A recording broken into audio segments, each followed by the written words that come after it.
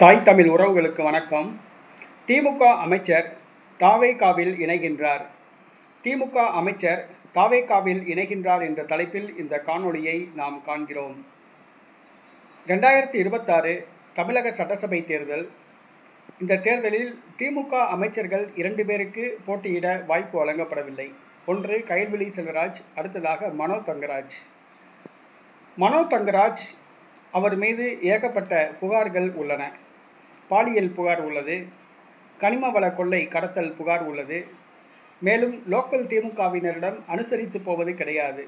ஆக கட்சிக்குள்ளேயும் கட்சிக்கு வெளியேயும் அதிருப்தியை சம்பாதித்தார். இதனால் அவருக்கு போட்டியிட வாய்ப்பு வழங்கப்படவில்லை.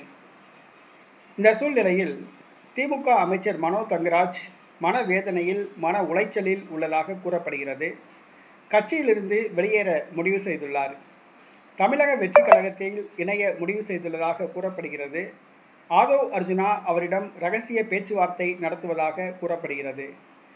தமிழ்நாடு முதலமைச்சர் மு.க. ஸ்டாலின் திமுகவின் மூத்த தலைவரை அனுப்பி சமாதான பேச்சுவார்த்தை நடத்தியுள்ளதாகவும் கூறப்படுகிறது. தேர்தல் முடிவுக்கு பிறகு திமுக அமைச்சர் மனோ தங்கராஜ் தமிழக வெற்றி கழகத்தில் இணையலாம் என கூறப்படுகிறது.